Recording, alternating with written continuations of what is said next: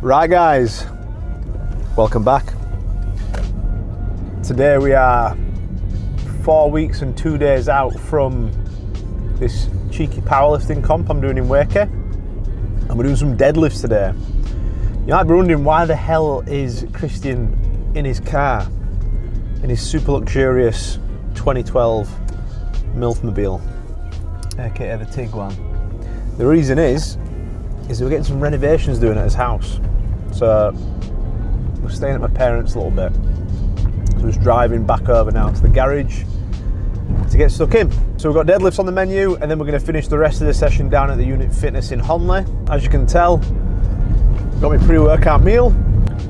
Also, this weekend, I've got my in-person meetup. So we're 2 days out from that, from the September meetup, the fourth one this year, which I'm very excited for.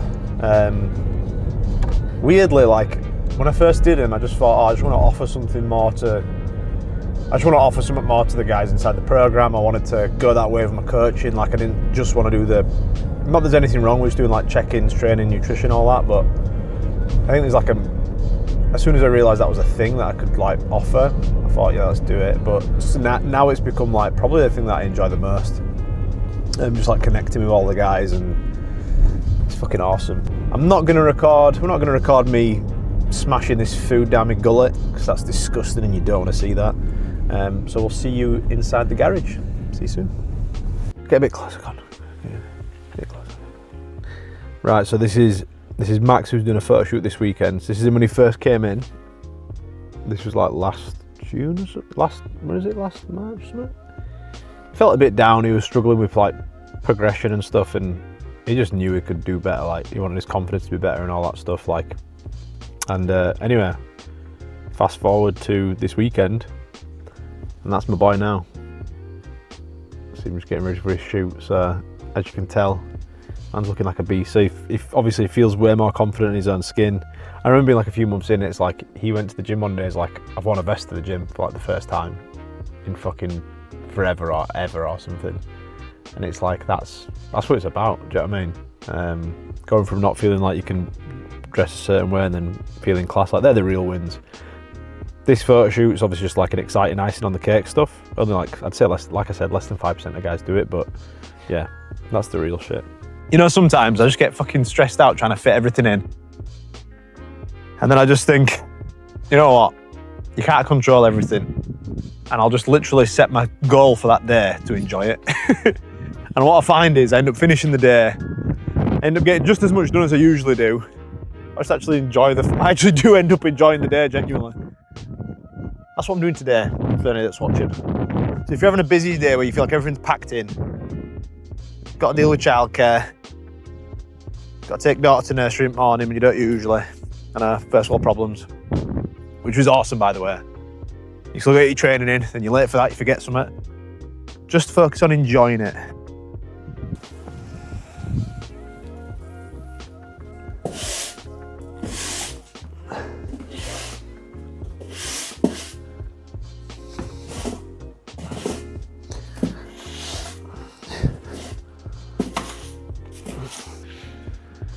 Yeah, boy. Right. We've got no lights. As we've just found out, much to Ollie's dismay.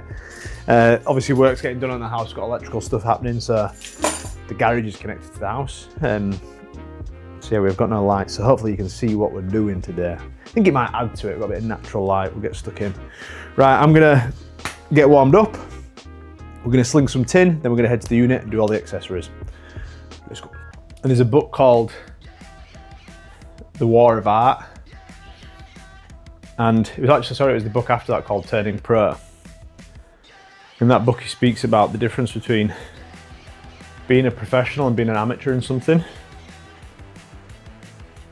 And it was echoed by a podcast I was listening to the other day, where they were talking about the difference between people that are like good at something and people that are like fucking really good, like the best.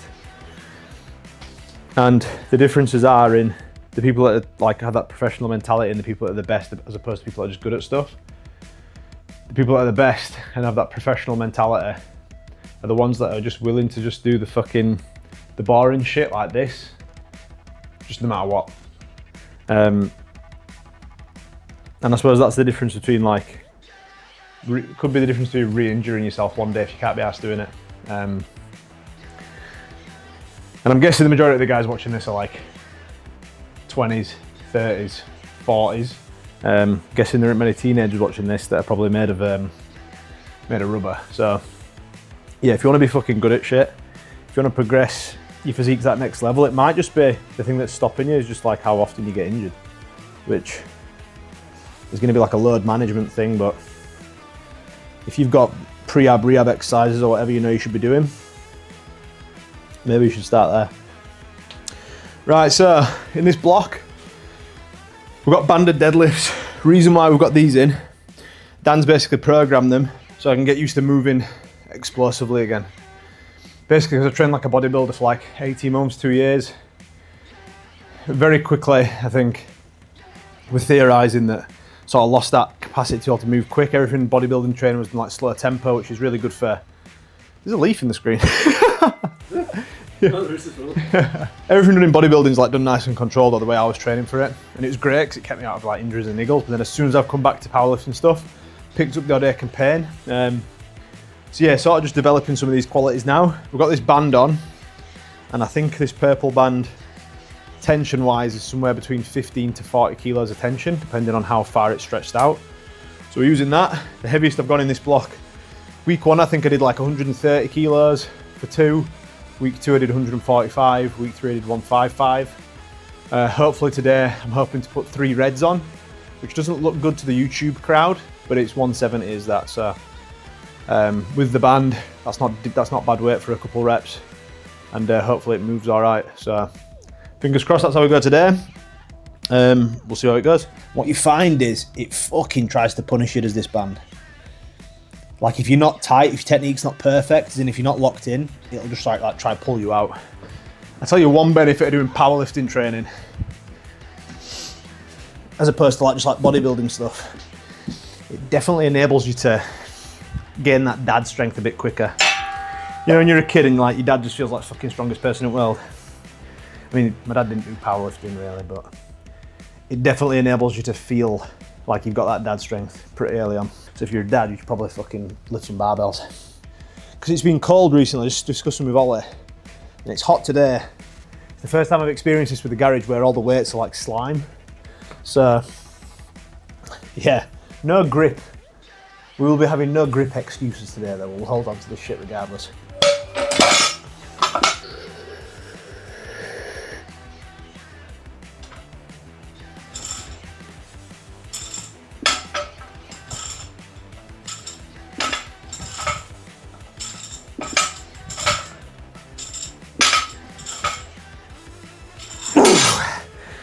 It sounds silly, but like, because you stood on the band, it forces the bar to be straight up and down. If you try and manipulate the bar and have it go out in front, it won't let you do it with light, you know, usually with light weights, so your shins are just getting a pasting regardless. It's kind of like not up to you, you're just like, fucking that's it. Feels a bit uneven today. I can't tell if it's because the light's coming in diagonally or what. Can't tell, I feel like I'm setting up uneven or something, but we shall see.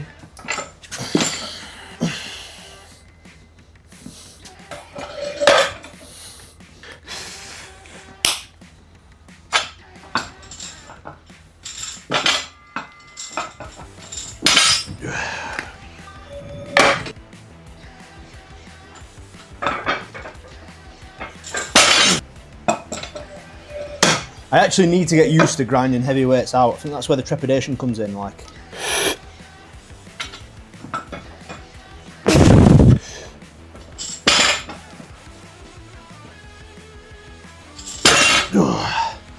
Scheiße! This banded deadlift session day, because it's like, you get used to the band. I'm only deadlifting once a week. You usually find that every set gets that bit easier. It's like the first set feels the most alien. And then it's like, every single set you feel like you're getting stronger and more efficient. So we'll see if that's true today as well.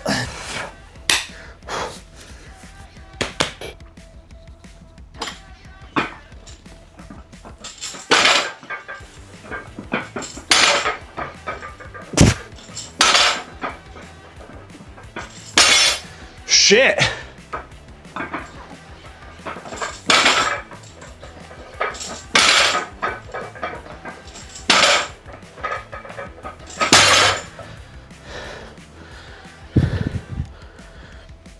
That felt easy. Yeah, every set gets better.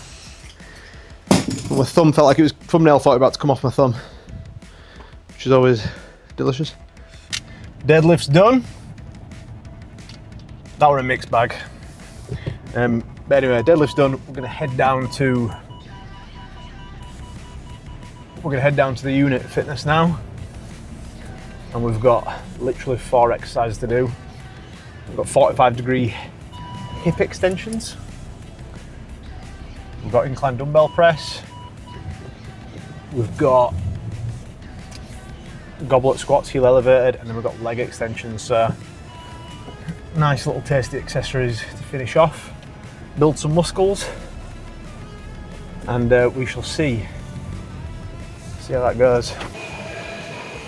So when we're doing hip extensions, I call them hip extensions. Typically I see people program these as back extensions. The reason why I call them hip extensions is because I'm actually trying to utilize my hips. So hamstrings, glutes. You'll notice that I've got a tucked chin. I'm not trying to hyperextend my back at the top. My lower back's going to work regardless on these. My lower back's going to work on my deadlifts. My lower back's going to work on my squats. It's even going to work on my bench press when I'm like arching. So with this, the target is just to get some extra glute, hamstring work in. I'm trying to treat it like a bodybuilding exercise. So with this, I'm trying to make as little weight as possible, be as hard as possible. Whereas when I'm squat, bench and deadlifting, doing the competition lifts, I'm trying to make as heavy weight as possible, feel as easy as possible. Trying to make them super efficient and easy, making this super hard, and basically just tax the muscles as much as possible. So give it a go. When you're actually pressing, the thing that's your main point of stability is your upper back, is your lats. And it just allows you to move more weight and also move weight safer. And then secondary to that, you're actually warming up your shoulders and your elbows, but without fatiguing the prime movers being like the chest, triceps, shoulders. So it's kind of a must really for me before any sort of pressing. And this right now, even after having like multiple shoulder dislocation at uni, doing my wrist multiple times, having pec issues in the past, at the minute I'm able to press 4 times a week. So yeah, it's worth trying. So on these today, I'm not trying to break any records or anything. I'm just trying to get plenty of range of motion, make sure I'm doing it in a way where shoulders, pecs, everything feels nice. And yeah, just trying to get through it, not trying to fuck my shit up. The main event's the bench pressing. So this is an accessory to that, this is to help that. So don't get carried away. That's my excuse for not doing 60s today. Yeah, I feel kind of hard today. What I found is this block. It's like this, the pressing in this session and the pressing in my 4th session of the week. So this one dumbbell press and then close grip bench. Performance hasn't really gone up at all. So I've just been holding performance in them sessions. If anything, like this one's, probably held performance. This one might be down a bit after the first week. But what I found is my bench press session, like my main comp press session and my board press, so my first 2 pressing sessions of the week, which are my heaviest, they've gone up every single week. And sometimes like you can get a bit disheartened thinking, oh, why are these sessions not going up? That's the problem. But if these are obviously after that first week where I'm super fresh, if weeks 2, 3 and 4 I'm holding performance on these, but my other lifts are going up that use the exact same muscle groups, that means that I'm coming into this session more fatigued every time. So the sheer fact that you're able to hold performance when fatigue's going up shows that you're actually progressing as well. So the way you could look at this for yourself is if you're doing a push session and I don't know, you've got machine chest presses, your 3rd exercise in, and that's holding performance every week, it's not going up, but your first 2 exercises are going up every single week.